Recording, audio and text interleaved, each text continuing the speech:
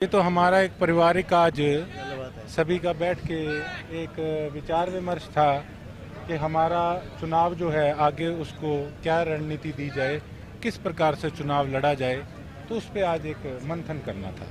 किस प्रकार की रणनीति आप द्वारा और आपके समर्थकों द्वारा तैयार की गई है?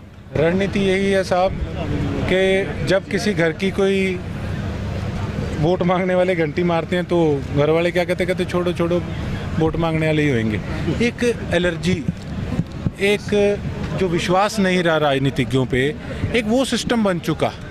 अब हम कह देते हैं कि जी वोट बिकता है।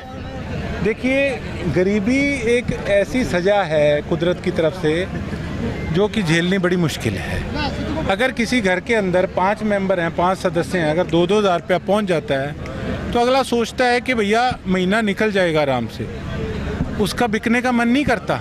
लेकिन लाचारी का फ़ायदा राजनीतिज्ञ लोग उठाते हैं और उनको पता है कि बाद में लीडरों ने दिखना ही नहीं, तो जो मिलता है वो ले लो।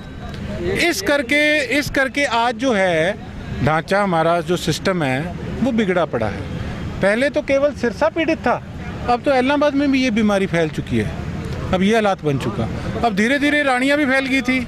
अब ये बीमारी सुनने में आया है कि शायद फतेहाबाद बीमार कर सकती है। किस तरह क्या लड़ेंगे या किसी पार्टी को? देखते हैं अभी क्या आगे सिस्टम बनता है। फ़िलहाल मैं आपके सामने है, मैं किसी पार्टी का सदस्य नहीं हूँ। अभी तो मैदान सज रहा है और देखते हैं हफ्ते में क्या होता है। किसी का ऑफर आया?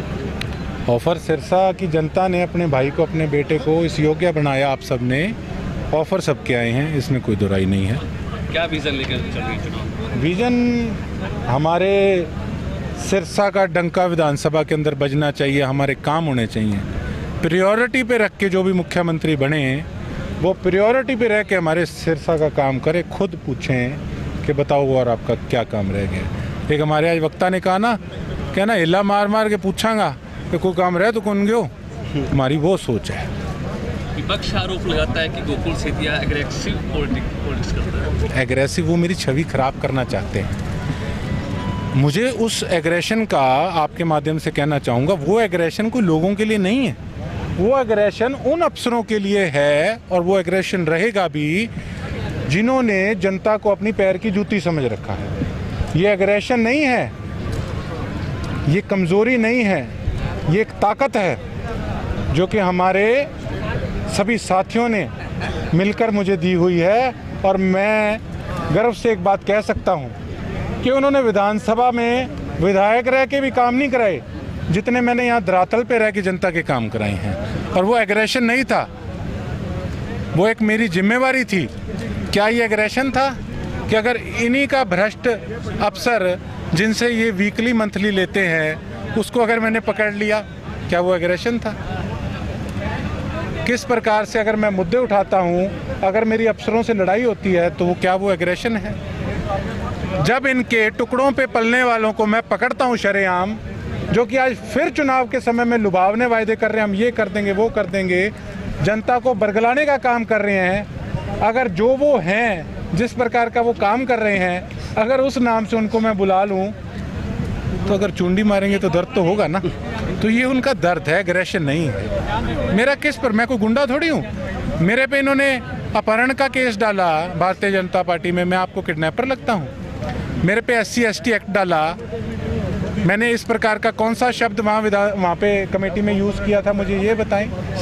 किस प्रकार से गुज्जर समाज को इन्होंने भड़काया, आज सब समझ चुके हैं कि किस प्रकार की गंदी राजनीति ये लोग कर रहे हैं। मेरे पास जो गोकुल सेतिया पेट में है वो मुंह पर है। इनके जैसा नहीं कि बोर्ड पे लिखा लूँ कि सेवादार। इनकी सेवा 5 साल की लोगों ने देखी है और जो चुनाव से अब हफ्ता पहले सेवा शुरू होगी वो भी बच्चा अच्छे से जानता है। हम तो जो पेट में है वो मुंह पे हैं, बनावटी आदमी नहीं है। गोपाल कांडा 10 साल के विधायक रह चुके हैं, किस तरह की परफॉर्मेंस देखते हैं? अब ये तो देखो जनता तय कर देगी जल्दी।